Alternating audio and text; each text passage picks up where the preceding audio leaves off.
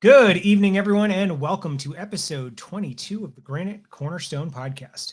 Tonight, we are going to be discussing multi-year planning within your lodge. And joining me this evening, we have Brother John Glover. Hey, Good John. evening, brethren. And joining us also this evening is Brother Scott Newberry. Good evening, everyone. We were supposed to have Brother Chris Busby, but he's not feeling too well, so he's taking it easy tonight. And so you've just got the three of us. We're sorry in advance. We're sorry in advance, but we might be done before 9 o'clock. So, like I said, we're here to discuss multi-year planning. And this is an interesting topic because it's not something that gets talked about a lot in my experience. It's also something that kind of ties in directly with our conversation last month about the progressive line. So when we talk about multi-year planning, Scott, what are we talking about exactly?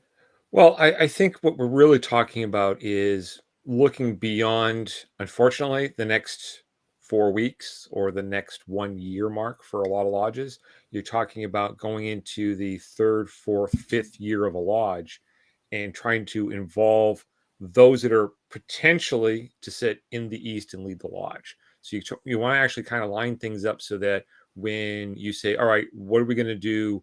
In this case, we're in 2023. If we're looking at 2024, you want to understand what needs to be done, at least in a broad stroke, so that you can do any of the groundwork and the foundation work before you actually get to 2024 and finally say, oh, we have to get that done. A good example, St. Mark's is coming up on a milestone, and in 24 we'll be in our building 100 years.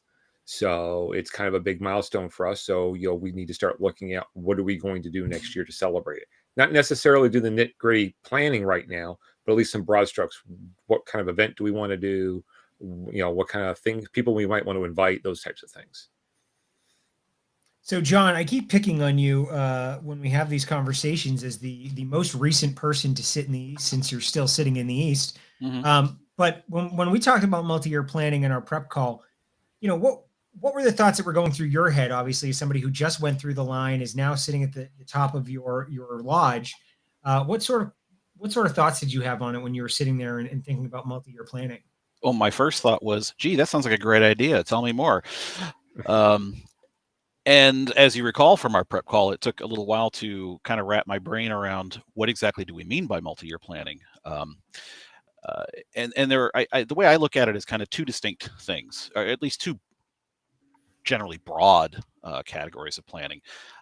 Like Scott, what you just mentioned for dairy, you have some special anniversary event coming up. It's a thing that happens either once or only periodically, but it's a definite point in time that you can look forward to. You can definitely plan for it. It's pretty well scoped out, but when it happens, it's in the rearview mirror. You don't have to think about it anymore. The other type of planning is just the ongoing planning for keeping the lodge going, because the lodges have been here before us, and God willing, they'll be here after us. And it's not sufficient to just hope that we keep the machine running on automatic without really thinking about it, but and this is where the tie-in to the progressive line comes from, to look at the line that we have and project out those multiple years and see, well, who do we think is going to be sitting in the East, and where the new, the subsequent vacancies that are going to occur at the beginning of the line, who's going to fill those, where can we improve things in terms of membership ritual, community outreach, all those kind of things, to either improve the lodge or keep it going well. Yeah, I will say when I was coming up through the line, I remember masters having their own binder and things they wanted to do in their year and sort of an agenda for their year. But as a junior officer, none of those things were really discussed with me. It was just, here's what we want to do. You need to take over this. You need to be responsible for this. And then as I was coming into the East, I was very fortunate, and I'm not just saying this because he's watching, but Rich Johnston was coming in as my senior warden for his second time around, and instituted a 6-year planning committee where he had the incoming master, who was me, himself, and the incoming junior warden all meet at his house and have a planning session for the again, broad strokes, what are our major goals that we want to accomplish in the next 6 years? And my focus, no surprise to anyone, was ritual excellence, and really improving the ritual in my lodge and making sure we got back to a standard that I was happy with. And then everybody else had different thoughts. And, I was able to take time I was a COVID master.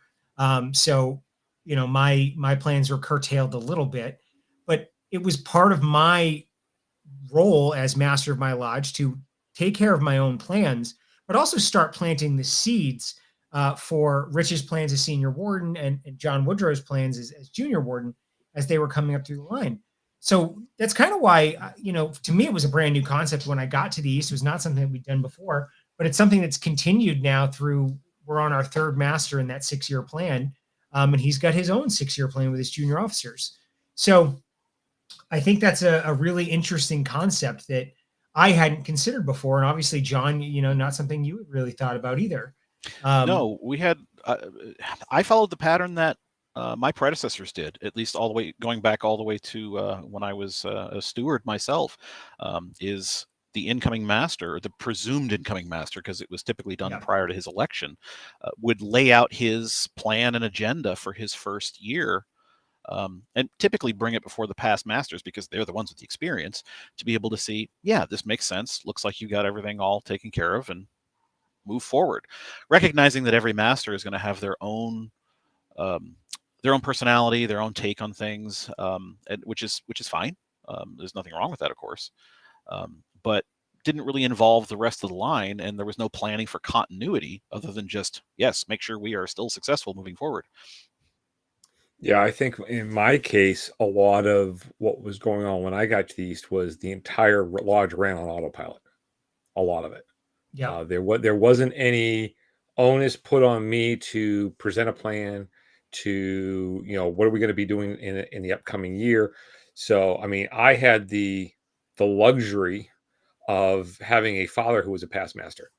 And I watched some of the stuff that he did when he was master of his lodge. So I had his ear to bend if I had questions. So I just kind of made a couple of broad strokes. This is what kind of where I want to accomplish, areas I wanted to focus on, but didn't put anything specific in a plan, because you're trying to change the culture of a lodge.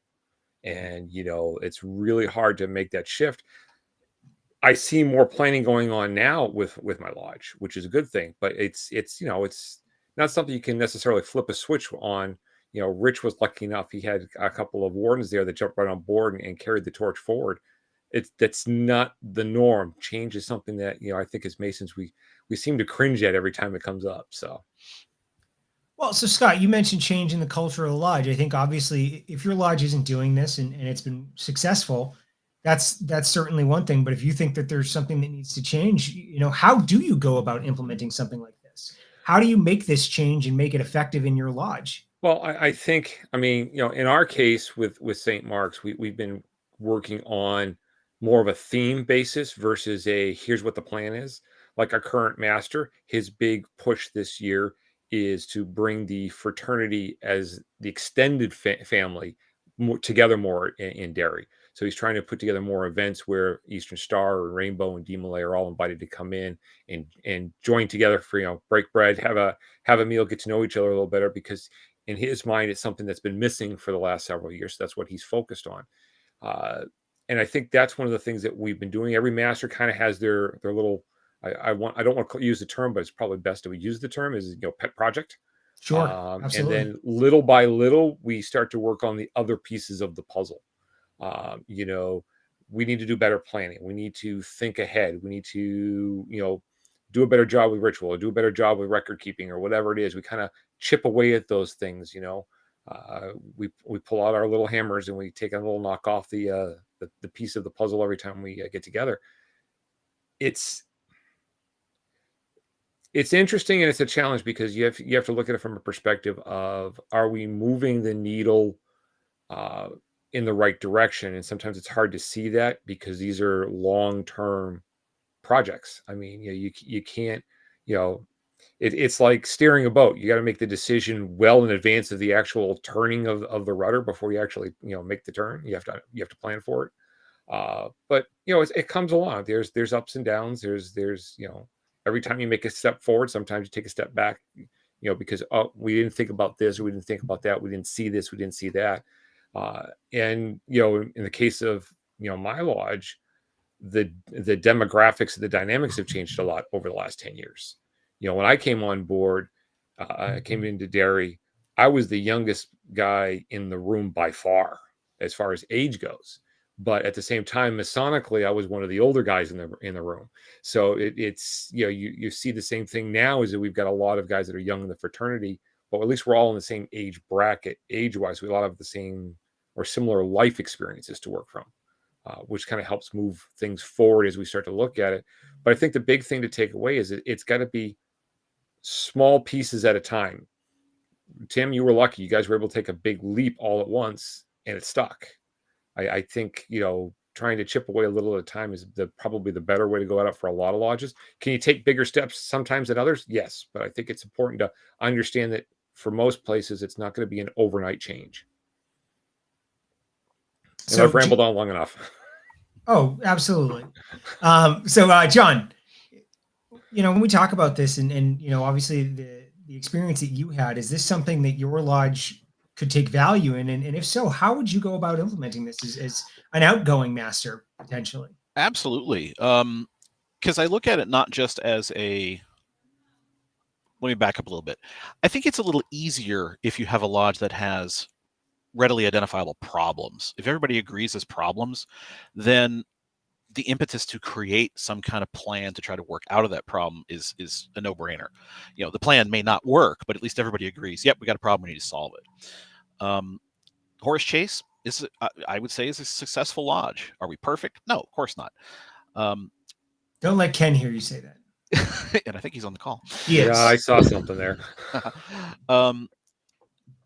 But it's not just about correcting problems. It's also about forestalling future problems.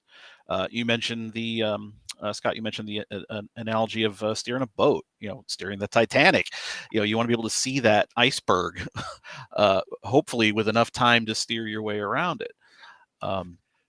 So even if you don't see a problem, being able to at least outline, here are all the different aspects of the operations of the lodge, both business-wise and masonically, that the line in particular needs to worry about. Then every year, at least every year, revisit each of those things. One of the easier aspects, I think, to just kind of use as an example is the line itself.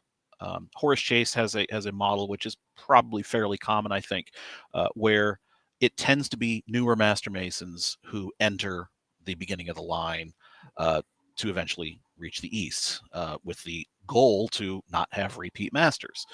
It can be a double-edged sword, but it generally works. But it doesn't always work. If you've got new master masons coming on all the time, fantastic. But what if you have a dry spell? What do you do? Or if you're getting some in, but maybe they're not officer material. It's the sort of questions that just need to be brought up that the line goes through every year when they're looking at this plan. The downside, though, is if you have a plan that you're revisiting every year to make sure that is everything on track, yes or no, well, then you can get blinders on and limit yourself to just what's on the paper in front of you and not be thinking about expanding the plan, altering the plan itself. So John, I got a question to that.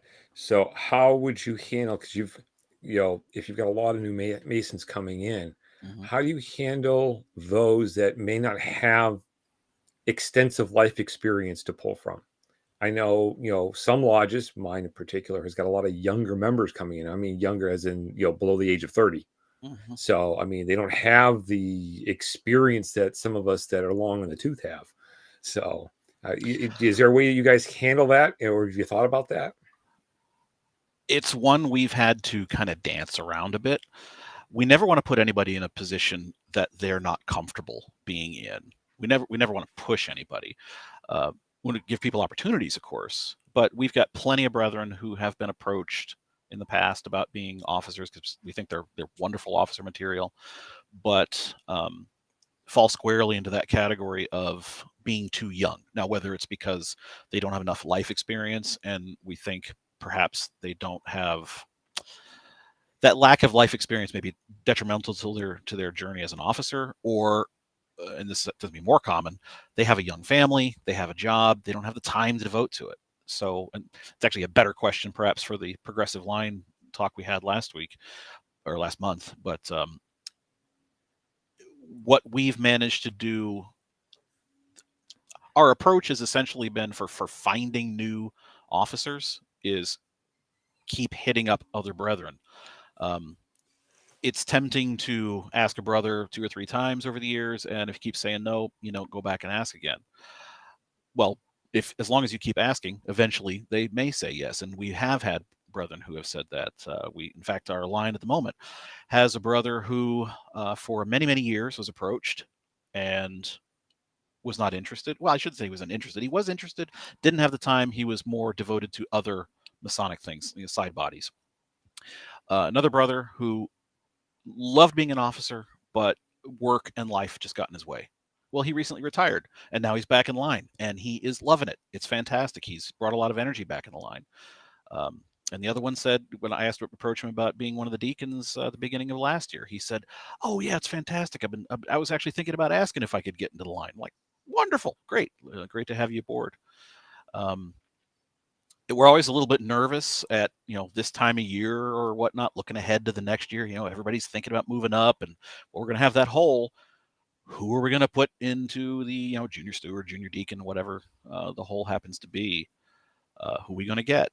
And it's one of the bad things about being the outgoing master is I can look at it and say, well, not my problem. That's the next master's problem. But that's not a healthy way to look at it. We never pass things along to the guy behind us. Come on. Well, but thinking about the planning, I mean, I've on the heels of our discussions, been seriously thinking about reaching out to especially the wardens of my lodge and say, hey, what do you think about this? Do you want to sit down and actually hammer something out? I mean, I was planning on doing that anyway with my senior warden, just to kind of help him plan for his next year. But why not look several years out and sort of lay the groundwork for something like this? Well, so Scott, you just said something, kind of cheeky, but I think it's kind of relevant to the conversation. Yeah. What happens when we don't get to accomplish everything we want to accomplish and we have to pass things off? How do we reinforce the need that we feel as incoming masters potentially, right? Or as any lodge officer, honestly, how do we reinforce that need with the next guy that we may have to hand it off to? And how do we make sure that momentum continues? I think that's a tough question. I think in some of the cases, it also depends on what it was that was on your list. So if you've planned your year and say, I want to accomplish X, Y, and Z, you get X and Y done. What's the last item? Is it something that can be passed along and someone else can work on it? Or is it something that it was one of the things that you felt strongly about? I'll pick on you, Tim, ritual excellence. Sure. So you wanted to get the bar from here to here, and you didn't get there because for whatever reason, not enough rehearsals. You had some folks that couldn't show up. Maybe someone stepped out of line. For whatever reason, you didn't get the bar moved far enough. Well, the question at that point is that something that the following master also has a passion for?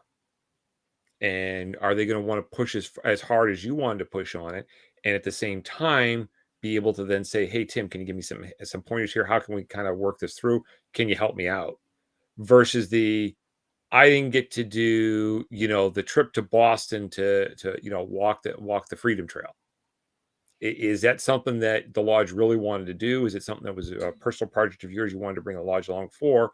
Is it something the next officer wants to do? Or is it something you just need to understand it's not the right time? Let's go ahead and let it go. So how do we identify prioritizing, right? We've got these specific activities that we want to do that John brought up earlier, right? That's the planning that we all know and can get behind, right? How do we identify the time-bound goals, the things that are activities that are going to end and be put in the rear view mirror? And then how do we work on identifying the things that need to be sort of long-term improvements? And how do we choose to prioritize those? I'll let John have this one. Thanks. Yeah, that's an easy one. For the time-bound ones, say like an anniversary, particularly if you're looking several years in advance. I've always kind of espoused the form a committee approach. You're a Mason through and through, John. I know. Either that I or like a politician. Or a politician, yeah. I like committees as long as it's formed by the right guys. Yep. And can operate, on its own and get the job done. Essentially, what it boils down to. Not all committees work out that way, unfortunately. The purpose for the committee in this case is for that continuity. If you're planning for an event that's 3-5 years out, do you really want to be changing horses 2 or 3 times before you get to that point? Ideally, no. Now, that said, we are Masonic lodges. The master is in charge. If he wants to totally change the complexion of that committee, that's up to him. Similarly, with the prioritization of just ongoing culture of the lodge. We keep using ritual excellence as an example because it's kind of easy to grasp. How about community service then? Okay, community service. Well, any of these things. Every master is going to prioritize those somewhat differently, or perhaps see them as being more problematic than others. One may look at ritual and see, yeah, we're doing fine. We have no complaints. Maybe it's not as important to them, but community outreach is a much higher priority. So they want to, change things up. And perhaps his successor looks at it the other way around.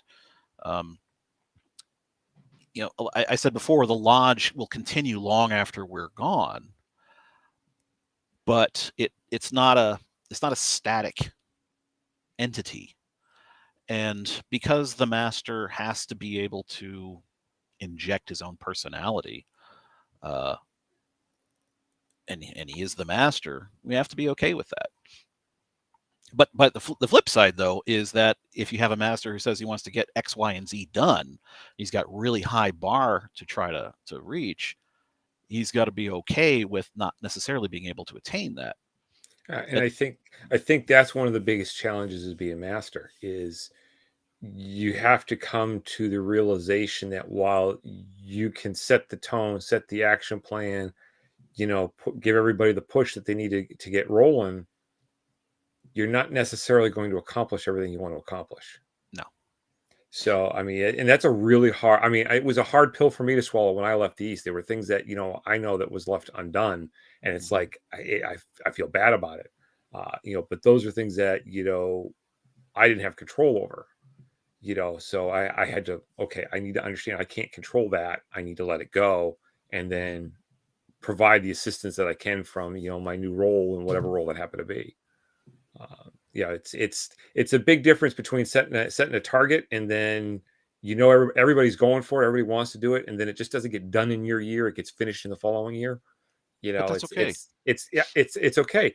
And the trick is to understand that it was the lodge that got the victory, not the guy who was standing in the East. Exactly. So that is a really good follow-up to, or not a follow-up, it's a good lead into what I wanted to ask next, right? We know that ego is a thing, right? This is an organization that,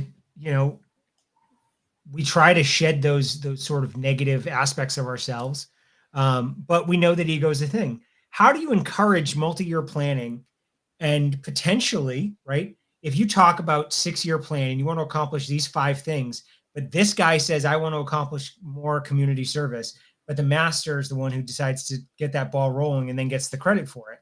How do we combat that ego and allow our junior officers to plan and understand that it's to improve the lodge, not to get credit for it? I think this is going to make some of the more esoteric-minded Masons happy, I think. Pushing the ego aside is one of the things that we're kind of taught as Masons. Absolutely. Because ego just tends to get in the way, no matter what, whether you're an officer or not. It's just in day-to-day life. So if you are planning and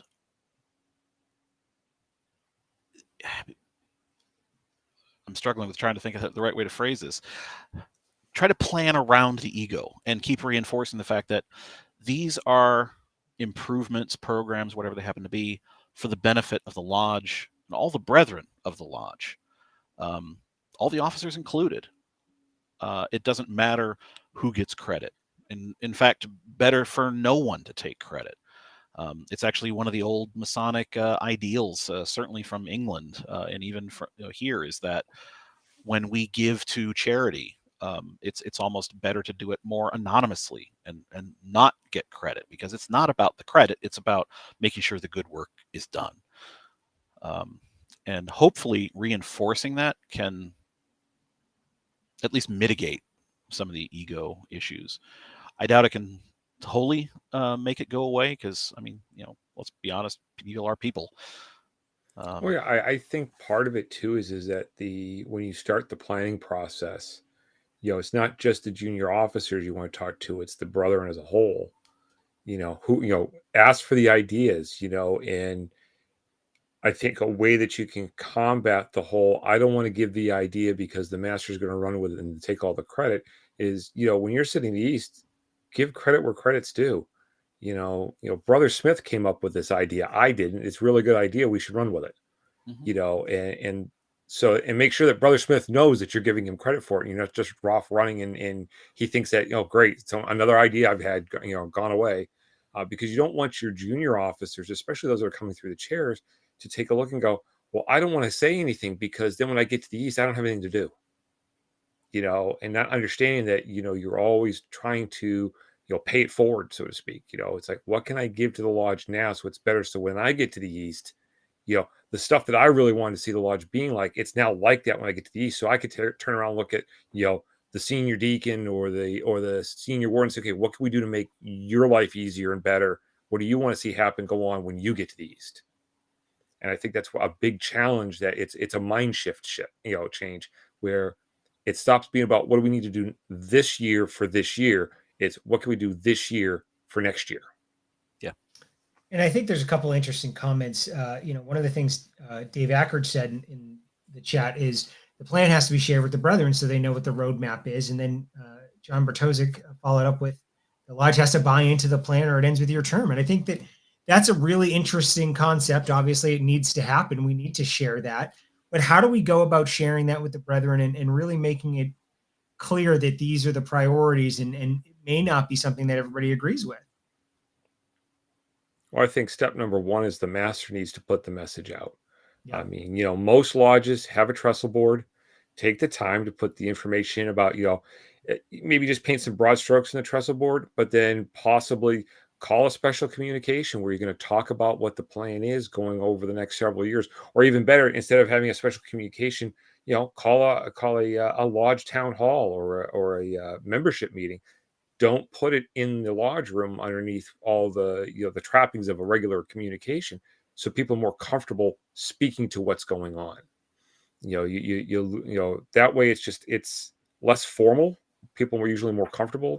Show up in your jeans and your sweatshirts, and because we want to hash this out. This is what your officers have come up with. We want your input. Well, Dave Ackard disagrees with you. He says we've got to use a little psychology on them over there and make them think it's their idea, which is actually something I like. Yeah, I mean, I think what it is that it depends on the approach, and it depends on how you want to start working on things. It also depends on your lodge culture.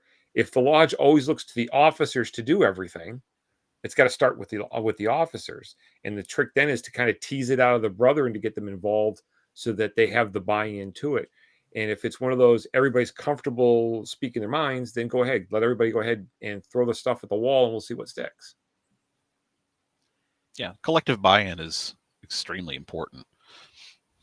Well, it's also important to understand that you're only going to get collective buy-in for those that want to be involved.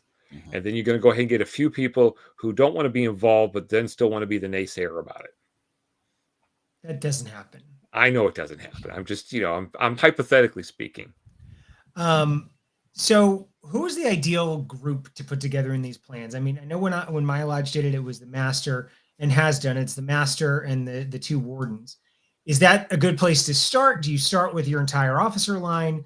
Do you start with a conversation like Dave is suggesting with everybody? Where do you start the process?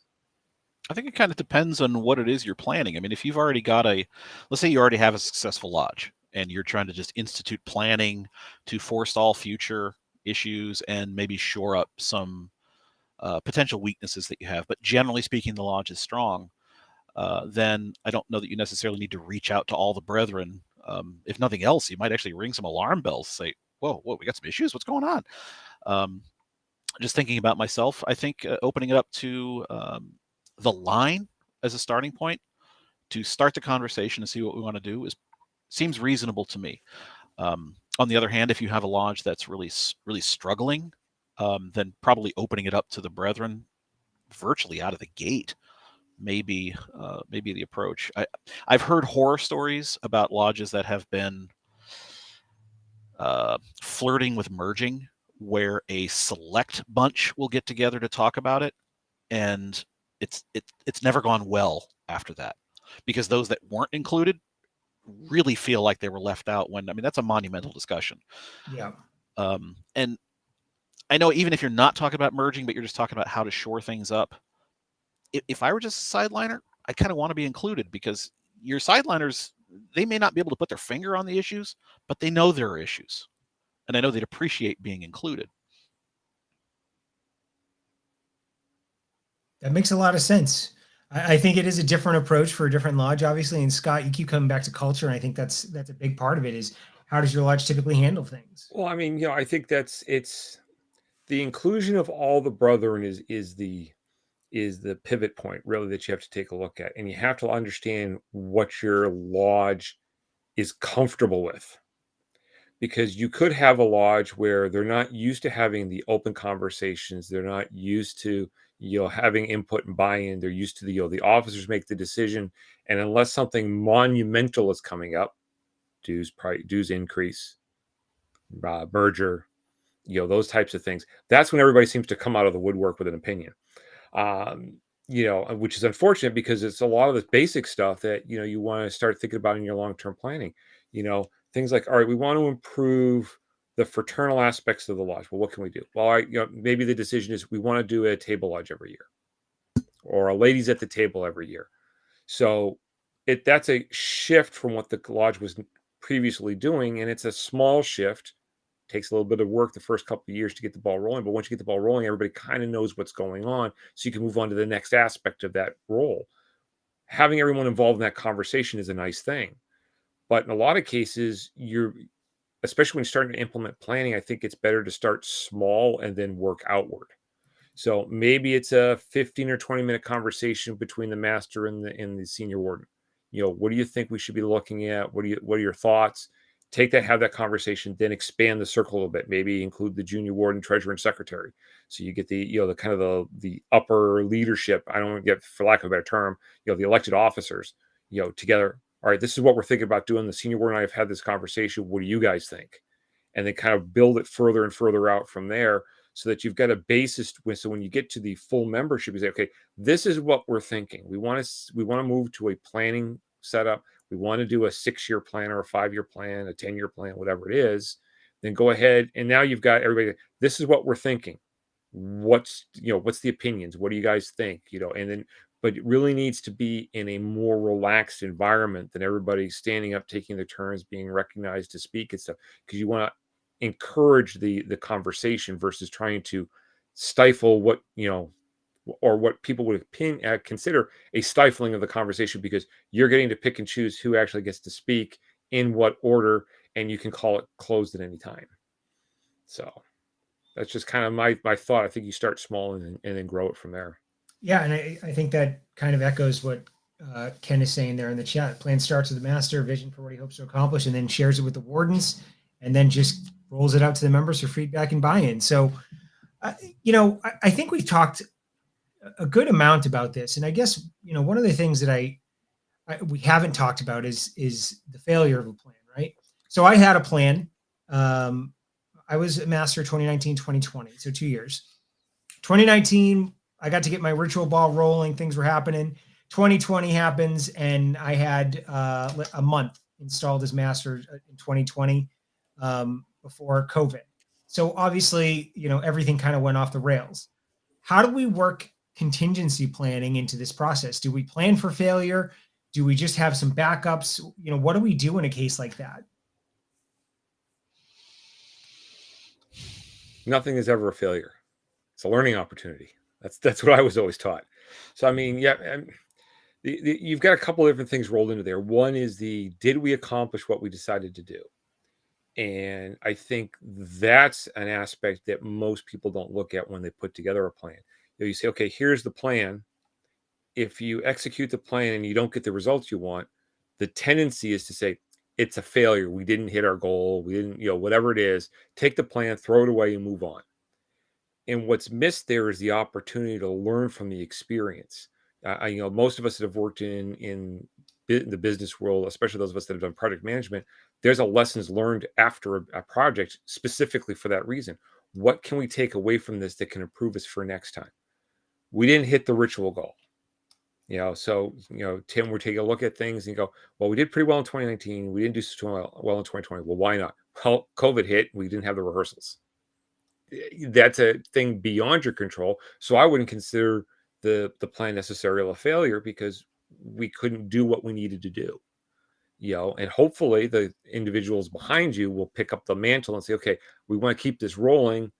Tim's very passionate about this. Let's get him involved and keep him involved as we move forward. So I don't really consider anything that doesn't come to fruition a failure. Maybe it's something that you just picked the wrong timeline on. Maybe the resources that you needed weren't there when you started. It was, we thought we had all the pieces of the puzzle. We're missing a couple, and it takes time to put that together.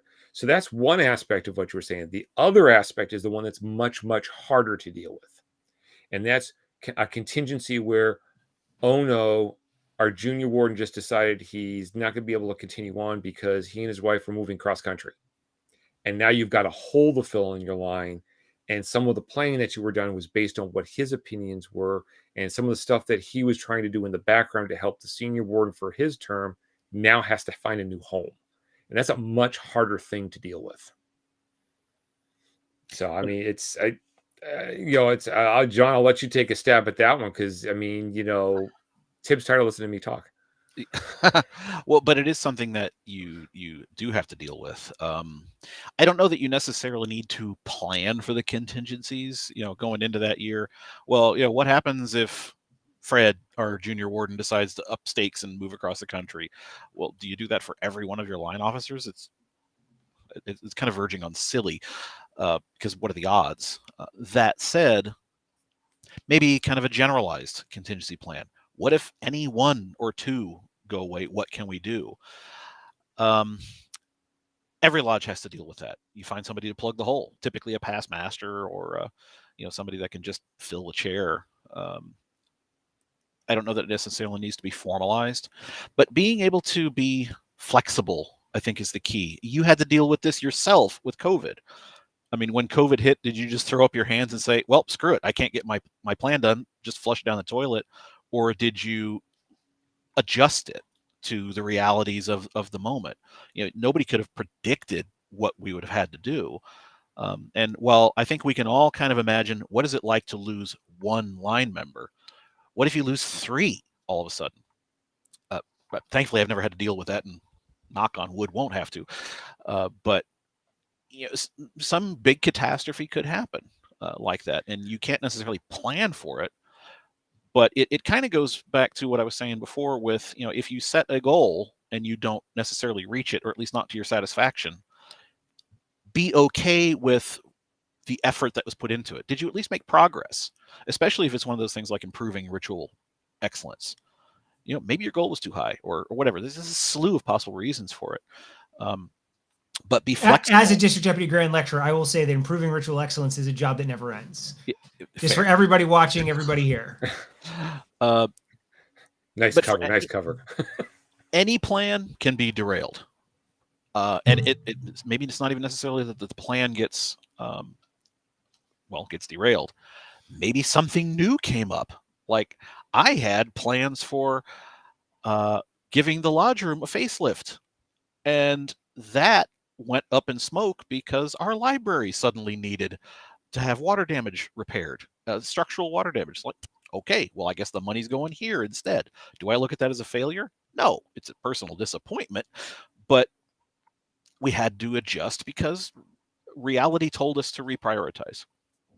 Yeah, and I think we touched on that briefly earlier on in the episode where we talked, is this something that, is just, you need to let go of it. Mhm. And that goes back to the ego piece again. It's not about you as the master. It's about the lodge. If something didn't go the way you wanted it, you need to be able to let it go. But, returning to the topic of what do you do about holes in a line? I think the single biggest piece, and I realize that we've probably beat this horse to death several times over, is the communication piece. So, you go to plug a hole, like you said, John, we typically try and find a past master to fill it. But there needs to be communication with the brother and the rest of the line so everybody knows what's going on. Mhm. Oh, our senior deacon's not going to be able to be here for the rest of the year. So we're going to ask one of our past masters to fill in the hole for the rest of the year. But you need to understand, is that he's filling it for till the end of the year? Is he willing to continue on through the line? Is he willing to flip flop a chair once or twice to kind of help solidify the line with the officers that are going through it? Those are all conversations that need to be had, and it probably needs to be had with a larger group than just the 4 guys that are involved directly with it. Yeah. And that's a big piece. And a situation like that can even be an opportunity for another brother to step in who may have assumed that there were no openings. Sure. And if it's not communicated, he would never know. Yeah. It gets a little more challenging when you get to the warden's chairs and people suddenly leave a warden's chair. But, Sure. but it's, I think that's one of the biggest challenges with, and this goes back to any planning we do. When you set a plan in motion, there needs to be communication. There needs to be updates. There needs to be, an understanding of where we are, where we're going. We talk about, forming committees earlier. I've seen it happen plenty of times, in and out of the fraternity. A committee gets formed and then the committee never actually moves forward on what they're supposed to be doing. And that whatever it is that they were supposed to be doing just kind of dies on the vine because there's no follow-up. So I mean, it's a big piece of the puzzle. If you're going to use committees, you got to use the committee. Yeah, and that's where it really, I think, falls on the shoulders of the master. As master, I have appointed several committees, and I never like to be on the committees myself. I don't think it's necessarily appropriate. Participate in the committee, be part of the discussion, sure, but not drive it. Some committees work great on their own. They do their thing, works really well. Others, you kind of have to get out the cattle prod and get them to move, or change the makeup of the committee, or do whatever it takes to get that committee to do its work, assuming the work of the committee continues to be important. Well, gentlemen, I think that we have discussed this quite a bit, and I just, to wrap up, I guess, what are some final thoughts you have on this whole conversation? Obviously, John, for you, it was sort of a new concept when we started talking about it. For me, it was really I think one of the things that made me feel successful as a master was going through this process. And Scott's a has-been. Nobody cares. Wait a minute. Don't you have past before your term too? Past master. Yeah, but I'm also a current DDGL, so I don't get to be. I'm not a has-been just yet.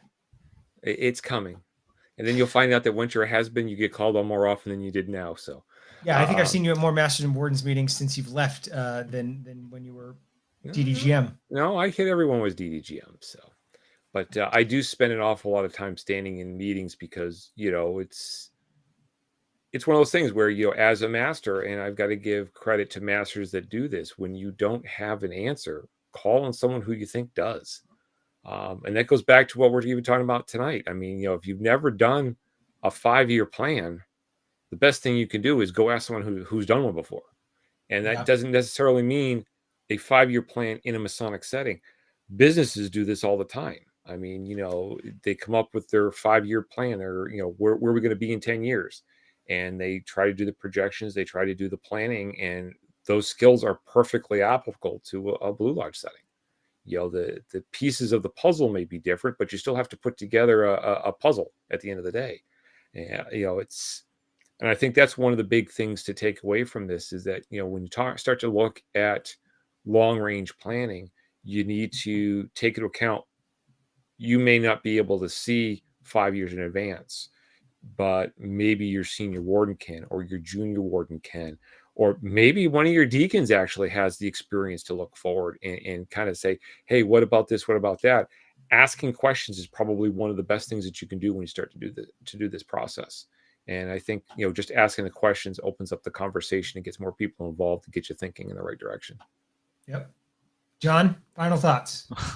Well, I was just thinking, if I were to talk to somebody who's done this in a business setting, I might be kind of leery about any suggestions which might involve a hostile takeover of a neighboring jurisdiction or lodge. That may not go over so well. But I like this. I mean, it took a little while to kind of really figure out how do you do this in a Masonic setting, because it just doesn't fit with my own personal experience in the lodge. But I do like it. And I'm going to take it home to my own lodge and see what my guys say. And hopefully it'll be positive. I mean, my ultimate goal, and I think most masters, is to leave the lodge a better place than they found it. But if you can do that even better by planning and using all the tools at your disposal and not just yourself, why not? Yeah, I think this came up. We had a Masters and Wardens meeting in the second district this past week, and I kind of poked fun at Scott there a bit, but it was easily the most productive Masters and Wardens meeting that I've seen in a number of years. Every lodge was represented, and we talked about things. And this process, if you don't do it today, there is probably somebody or a lodge or something, like to Scott's point, there may be a lodge in your district that's doing this. Reach out to your DDGM, reach out to the other masters, really get to know the people in your district. I know Ken Clay said it earlier. Travel is such a huge part of what we do. And if you travel and you get to know these brothers, get to know the masters of the lodges around you, you build a network of people who you can rely on to have these conversations with. If I can bring the topic up on this podcast and you take it home to your lodge, that's great. But not everybody's watching this podcast. Not everybody's going to listen. So, maybe you need to find those people who are good at this. Maybe they're not in your lodge, but maybe they're in your district. Maybe they're in your district officer team. So, Tim, to that point, when you're talking about traveling, the recommendation I would make is make an effort to travel to a stated communication, not just the specials, not just the degree work. If you really want to see how the work of a lodge is being done, you need to be at a stated. That's true. I mean, you travel to a special communication, theoretically, you should be seeing the same thing with a little bit of a different flair from a ritual performance standpoint. But traveling to a stated, I have seen lodges do some things that I never would have considered, because everybody conducts their business differently, whether it's because their bylaws tell them to or because the culture of the lodge is different. That's a really, really good suggestion, Scott, and one I don't think I would have thought to make, but that is a really excellent point. All right. Well, gentlemen, I appreciate you joining me this evening. I thank you to all the viewers as well. We will be back next month on the 30th of April. We are normally the fourth Sunday, but I'm going to be on a business trip. If you have any questions, comments, or suggestions for future episodes, please email us at the email address on the bottom of the screen. We appreciate you joining us this evening. Thank you, and have a great night.